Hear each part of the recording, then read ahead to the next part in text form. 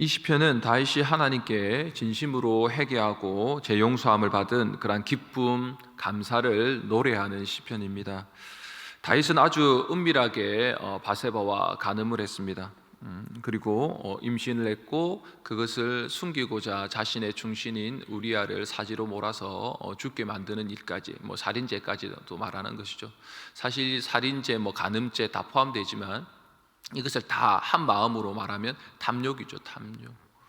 탐욕을 통해서 다윗이 이렇게 범죄를 하고 있을 때 그의 마음에는 물론 죄책감이 이렇게 둔해진 것은 분명히 맞지만, 그래도 그것을 생각할 때 문득 우리 흔히 죄를 짓고 나면 꿈에서라도 막 눌리는 꿈도 꾸고 쫓기는 꿈도 꾸고 이런 것처럼 다윗 마음에도 더욱더 죄책감이 있었을 것이고, 거기 있는 것을 하나님께서 말씀으로 나단 선지자를 통해서 지적하게 될 때 그가 회개를 했습니다.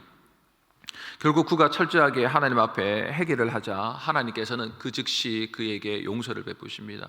은혜를 베푸신 것이죠. 하나님의 은혜가 얼마나 큰지, 또 자신의 경험을 통해서 이 제사함을 받는다라는 기쁨이 얼마나 큰 것인지 그는 경험했습니다. 그리고 다시 새롭게 시작하게 하시는 하나님의 복, 이 제사함의 은총, 제사함의 은혜, 정죄를 당하지 않는 자의 모습이 얼마나 복된지를 하나님 앞에 그렇게 고백하고 있습니다. 허물과 죄를 사함을 받고 정죄당하지 않는 하나님의 은혜, 그것이 가장 큰 복이죠. 우리도 그렇게 시작했습니다. 지금도 그런 은혜가 필요합니다. 다시 시작하는 것이죠. 하나님의 제사함의 은혜를 받는다는 것, 그것은 우리는 다시 날마다 십자가 앞으로 나가는 것과 동일한 것이죠. 우리가 예수님을 믿는다는 것은 예수 그리스도의 십자가의 죽으심을 통하여 그분의 핏방울이 떨어졌고 내 심령 안에서 그 예수의 보혈로 말미암아서 나의 과거와 현재와 미래의 모든 죄악들이 내 안에서 깨끗하게 되었다라고 하는 이런 제사함의 은혜로 말미암아 우리는 신앙생활을 시작하게 되었습니다. 그리고 그만큼 큰 복이 어디 있겠습니까? 예수님을 믿는 순간 우리가 허물과 죄를 용서받고 우리의 인생 가운데서 늘 불행이었는데, 영적으로 불행이었는데 마지막 끝자락이 멸망이었는데 그것이 완전히 바뀌게 되었죠. 사단의 나라에서 하나님의 나라로 옮겨지게 되었습니다. 하나님을 대적하고 대항하던 자에서 하나님의 자녀가 되고 하나님을 위하는 삶을 살 수 있는 그런 제사함의 은혜를 우리는 받았어요. 이거 너무나 중요하죠, 여러분. 이것이 출발입니다. 너무나 중요하고, 그렇게 그 제사함의 기쁨과 감사, 그것을 가지는 것은 너무나 구원의 간격을 가지는 것은 아주 중요합니다. 근데 아주 분명히 중요한 것이죠, 여러분. 그것이 전부 시작부터 끝이라고 말할 수가 있을 것입니다. 그러나 그 중요한 것은 시작에 불과하다는 것이죠. 오늘도 우리가 어쩌면 마음 안에서 죄를 짓고 또 어쩌면 하나님 앞에 용서를 받아야 돼서 어쩌면 오늘 또 기도하는 가운데 회개하는 가운데 하나님의 만져주신가 제사함을 받는 은혜가 있습니다. 감사하고 눈물이 나고 다시 구원의 감격이 기쁨이 있고 그러면서 날아갈 듯 마음도 가볍고 너무나 좋습니다. 그런데 그것은 시작에 불과하다는 것입니다. 그것이 완전히 전부인 양 이 은혜가 내가 영원히 살아갈 것처럼 하는 은혜로 그것으로 끝나는 것이 아니라 우리에게 또 다른 것이 있다는 더 중요한 것이 있습니다. 다윗도 그가 바세바를 취한 다음에 회개하고 나중에 노년에 대해서 이렇게 몸이 이제 새서 추울 때 이스라엘의 가장 이쁜 아비삭인가요? 그 여인을, 젊은 여인을 이렇게 몸을 따뜻하게 하기 위해서 이스라엘에서 가장 이쁜 처녀를 이렇게 몸을 따뜻하게 하기 위해서 이렇게 들여보내게 됩니다. 근데 다윗이 성경에 기록되어 있습니다. 그 여인에게 손끝도 대지 않았다고요. 손끝도 대지 않았어요. 가장 이쁜. 물론 나이가 들어도 남자는 남자지 않습니까? 손끝도 대지 않아요. 그는 끝까지 자신의 젊은 날에 지었던 죄와 허물을 용서해 주시고 다시 시작하게 하신 그 하나님 앞에 끝까지 그는 이제는 더 이상 다른 그 음란과 아니면 간음과 살인과 탐욕이라는 그 죄악과 끝까지 대항해서 싸웠고 그 선한 싸움 속에서 그는 마지막까지 믿음을 지켰습니다. 마지막까지 이 믿음을 지켜 나갔던 것이죠. 이것이 중요하죠, 여러분. 항상 출발은 제사함의 은혜입니다, 여러분. 항상 출발은 십자가입니다. 그러나 십자가에서 끝내면 안 되고 예수님께서 무덤에 나와 그 돌이 옮겨지고 세상 밖으로 나와 부활하신 모습으로 증인된 제자의 모습으로 살아가는 것, 그것이 남아있는 것이죠. 다윗은 회개하여 선한 싸움으로 믿음을 끝까지 지켰습니다. 신약에도 또 한 사람이, 동일한 사람이 나옵니다. 끝까지 믿음을 지키고 선한 싸움을 통하여 하나님께 의의 면류관을 받은 이 한 사람이 동일하게 나옵니다. 우리 오늘 날주의 말씀인 디모데후서 4장 7절을 보도록 하겠습니다. 디모데후서 4장 7절입니다.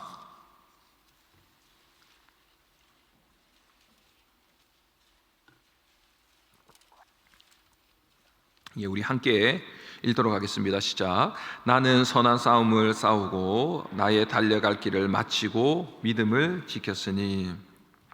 바울은 마지막 유언서와 같은 디모데후서에서 이 마지막 이 4장에서 자신의 지나온 삶에 대해서 뭐라고 말하냐면 선한 싸움이었다라고 말하고 있습니다. 악한 싸움이면 좀 편할지 모르겠습니다. 사실 사람은 악하게 지내는 게 훨씬 더 편하죠. 우리의 본성에도 맞고 우리의 성격대로, 성질대로 다 이렇게 하면서 사는 게 훨씬 더 편합니다. 근데 사도 바울은 선한 싸움을 싸웠다라고 말하고 있습니다. 자신의 육신에 행하고자 하는 반대되는 그러한 성령의 성량, 그것을 쫓아서 하나님의 뜻을 쫓아 말씀을 따라서 내가 선한 싸움을 싸웠다라고 말하고 있습니다. 여러분, 이 선한 싸움은 자기 방법대로, 자기 욕망대로 쟁취하며 되는 것이 아닙니다. 선한 싸움이라고 했을 때는 우리는 싸운다 하면, 여러분, 제일 먼저 싸운다 하면 거기에서 목표가 뭡니까, 여러분? 싸우는 목표가 뭐예요? 이겨야 됩니다. 이겨야 되죠. 무조건 이겨야 됩니다. 근데 이 선한 싸움은, 기독교의 선한 싸움은 이기는 싸움이 아니라 끊임없이 상대방이 이기도록 져주는 싸움입니다. 죄에 대해서는 반드시 피 흘리기까지 싸워서 이겨야 합니다. 그러나 사람에 대해서는 끊임없이 지는 싸움입니다. 예수 그리스도가 필요 없다는 사람에게 그 예수가 구세주가 되도록 그에게 져줘야 되는 거죠. 흔히 우리가 그에게 맞춘다. 내가 여기까지 이렇게까지 해야 돼? 저 사람 데려오려고 내가 이런 시간과 돈과 뭐 이런 다른 거, 내 헌신과 그다음 내 자존심까지 내가 이리 구기면서까지 그렇게 해야 돼? 내 자신을 위한 것이 아니고 예수가 구주로 모실 수 있도록 그 상대방에게 져주는 거죠. 영원한 생명이 없는 사람에게 그 영원한 생명이신 예수 그리스도를 소유하도록 그 주님께로 인도하기 위해서 져주는 것이죠. 이게 선한 싸움이죠, 여러분. 기독교의 선한 싸움은 죄 위에는 져주는 겁니다. 부부 싸움에서도 저도 아주 많이 이겼는데요, 선한 싸움 안 한 거죠. 갈수록 져주죠. 특별히 아내분들이 져주는 거 많이 압니다. 저희 아내도 많이 져주더라고요. 특별히 제가 잘못한 것 같은데 우리 아내가 더 이상 안 싸우려고 미안하다 그러더라고요. 이 사람이 나보다 낫구나. 그게 여러분 선한 싸움이죠. 끝까지 자신을 주님 앞에 드리면서 싸워가는 것이죠. 자식을 이기는 부모가 없다는 말이 있지 않습니까? 뭐 가끔 있기도 하시지만 없다는 말이 있어요. 왜 부모는 자식을 이길 수가 없을까요? 힘이 없어서 그런 걸까요? 경제력이 없어서입니까? 자식이 모자라서 그런 겁니까? 모두 아니죠, 여러분. 부모가 나이가 들어서 정말 힘이 없어지고 자식이 부모보다 훨씬 부유하고 자식이 훨씬 많이 배운 상태가 되면 그때는 자식이 부모를 위해야 되죠. 이게 정상이죠, 여러분. 그때 되면 부모가 위했던 것처럼 나중에는 자식이 부모를 이렇게 위합니다. 부모에게 져주는 거죠. 자라는 동안에 부모가 자식에게 끊임없이 주면서 모든 돈을 털었더라도, 소를 다 팔았더라도 자식을 공부시키려고 하고, 자식이 이 뻔히 뭔지 아는데도 그렇게 해주고자 하고, 뭐 그렇게 해주죠. 나이가 들면 자식이 그렇게 됩니다.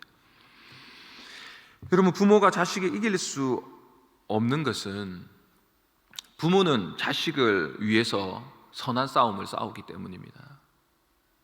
그러나 자식은 뭐죠? 자식은 부모를 위해서 싸우지 않아요. 자라는 동안에는 자신을 위해서 싸웁니다. 부모가 그걸 아는 거죠. 자기도 자신을 위해서 끊임없이 싸우고 있는데 저기에 조금이라도 내가 힘을 보태고자 하는 것이지, 계속해서 길을 막고자 한다면 아이고 내가 길을 막아서 되겠나, 뭐 이런 생각들을 부모들이 하고 계시죠. 져주는 것이죠. 그렇게 부모는 자식을 위하여 끊임없이 선한 싸움을 싸웁니다. 져주는 것이죠. 이기지 않는 것입니다. 기독교의 선한 싸움은 이기고자 하는 것이 아니고 지려고 하는 것입니다. 왜요? 예수 그리스도를 주기 위해서, 내 안에 있는 예수 그리스도를 드러내기 위해서, 나는 죽고 내 안에 예수가 살고 있다는 것을 보여줌으로 그들도 동일하게 자신의 삶을 위해서 살아가는 것이 아니라 주를 위해서 살아가게 하기 위해서 끊임없이 우리는 져주는 선한 싸움을 하는 것이죠. 이게 중요한 것이죠. 제사함의 은혜가 계속해서 연결되어 가는 것이죠.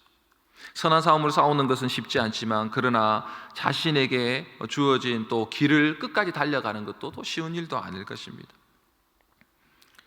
많은 사람들이 선한 싸움, 져주는 싸움을 하다가 포기하곤 합니다. 아유, 이제 이만큼 했으면 됐지. 그렇지 않죠. 예수님도 이만큼 했으면 내가 됐어 라고 하고 십자가까지 굳이 죽을 필요가 있어 라고 하면 우리의 구원은 아무것도 없는 것이죠. 예수님은 이만큼까지 했어 라고 하는 선을 긋지 않고 끝까지 선한 싸움을 싸우기 위해서 달려갔고 십자가에 죽으셨습니다. 사도 바울도 자신의 길을 마쳤다고 말하고 있지 않습니까? 자신의 인생의 마라톤 42.195km를 완주했다라고 말하고 있습니다. 또한 더 나아가 선한 싸움을 싸우는 것도 쉽지 않은데 주어진 길을 끝까지 달려가는 것도 어려운 일인데, 그가 고백하는 마지막 고백이 뭡니까? 믿음을 지켰으니. 믿음을 지키는 방식으로 선한 싸움을 끝까지 하고 달려갔다라고 말하고 있습니다. 기도도 그런 방식이죠. 내가 필요할 때만 기도하는 것이 아니라 끝까지 믿음을 가지고 계속해서 좋을 때나 굳을 때나 기쁠 때나 슬플 때나 언제나 주님이 첫 번째입니다 라고 하는 마음으로 마지막 호흡을 내쉬는 그 죽음의 순간까지 기도로 선한 싸움을 살아가고 마지막까지 신앙의 길을 달려가고, 그리고 믿음을 지켜놓으라고 하는 그 표징이 우리가 그런 모습들인 것이죠. 믿음을 지킨다라는 건 내 뜻대로 사는 삶이 아니라 주님의 뜻대로 순종하며 살아가는 삶입니다. 이렇게 7절 사도 바울이 고백하는 이 고백이 어디서부터 시작됐습니까? 다메섹 도상, 제사함의 은혜, 정죄당하지 않는 은혜, 그 복 있는 그 은혜를 사도 바울은 품었고, 그 품은 것으로 그치지 아니하고 그는 선한 싸움을 싸우기 시작했고, 그의 마지막 인생의 로마 감옥에서 죽기까지 끝까지 달려갔고 거기에서 믿음을 지켰다고 말합니다. 정말 후회 없는 삶인 것이죠. 우리도 이 고백을 할 수 있는 후회 없는 그러한 선한 싸움을 싸우는 오늘 하루가 되기를 바라는 것이죠. 우리 8절 우리 읽도록 하겠습니다. 8절 말씀 디모데후서 4장 8절입니다. 읽습니다. 시작. 이제 후로는 나를 위하여 의의 면류관이 예비되었으므로 주 곧 의로우신 재판장이 그날에 내게 주실 것이며 내게만 아니라 주의 나타나심을 사모하는 모든 자에게 도니라. 아멘. 선한 싸움을 싸우고 달려갈 길을 마치고 믿음을 지킨 자신에게, 바울 자신에게 하나님께서 의의 면류관을 준비했다, 상을 준비했다라고 말하고 있습니다. 선한 싸움을 싸우고 달려갈 길을 마치는 것, 우리가 해야 할 일은 뭡니까? 동일하죠. 제사함의 은혜를 오늘 또 받았다면, 물론 이전에 우리 받은 것입니다. 예수님을 구원하면, 영접하면. 그러나 또 죄를 짓고 또 죄를 짓지만 또 예수 그리스도를 바라봄으로 내가 제사함의 은혜를 받았구나, 주님이 날 용서하구나, 내가 정죄당하지 않구나 라는 것을 여러분 안에 또 채우고 또 그 은혜를 아신다면 우리는 또 져주는 선한 싸움을 싸우러 나아가고, 또 그 가운데서 끝까지 달려가야지. 내가 포기하지 말아요. 또 죄 지을 수 있어요, 여러분. 또 넘어질 수 있습니다. 또 자빠질 수 있습니다. 그래도 다시 어디로요? 예수 그리스도의 십자가 앞에 나가 무릎을 꿇고 다시 거기서 신앙의 제로 포인트로 또 주님 바라보면서 시작하고, 그렇게 계속해서 반복하면서 포기하지 않고 끝까지 그것을 달려가는 것, 그것은 믿음을 지킨다. 그러면 주님이 아신다는 것. 다른 사람 다 모를 수 있지만 주님이 아신다는 것. 이 땅에서도 주님이 아실 것이고, 죽고 난 뒤에는 더 뚜렷하게, 분명하게, 선명하게 천국에 가면 내가 너 알고 있다. 착하고 충성된 종아, 네가 믿음을 지키기 위해서 어떻게 어떤 모습으로 선한 싸움을 했는지 내가 너 알고 있다 라고 분명하게 알 수 있을 것입니다.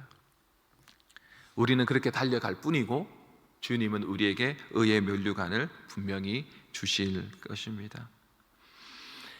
바울이 생의 마지막 순간에 오늘 본문과 같이 고백할 수 있었다면 그것은 주님의 제사함의 은혜로부터, 예수 그리스도를 영접하는 그 하나님의 자녀가 되는 우리의 순간부터 시작되었고, 우리는 오늘도 주님 앞에 그렇게 달려가게 될 것입니다. 그렇게 달려가는 자에게 17절에 보면 주께서 내 곁에 서서 힘 주심은 이라고 말하고 있거든요. 사도 바울에게 힘을 주셨기 때문에 그렇다고 말합니다. 오늘도 우리가 그런 선한 싸움을 싸우기 위하여 끝까지 주님만을 붙들고 내가 달려가겠다라고 하는 그 믿음을 지키고자 하는 마음을 우리가 가지고 기도한다면, 오늘 주님께서 찾아오셔서 사도 바울처럼 주께서 내 곁에 서서 힘 주심은, 이 힘 주시는 은혜를 누리게 될 줄 믿습니다. 오늘도 그 주님이 주시는 힘으로 여러분의 삶에 달려가야 될 선한 싸움 가운데 승리하시고, 오늘 하루도 믿음을 지킬 수 있는 복된 그런 하나님의 백성들이 될 수 있기를 예수님의 이름으로 축원합니다. 아멘. 주기도문 하시고 기도하시다가 돌아가시겠습니다. 하늘에 계신 우리 아버지여, 이름이 거룩히 여김을 받으시오며 나라의 임하옵시며 뜻이 하늘에서 이루어진 것 같이 땅에서도 이루어지이다.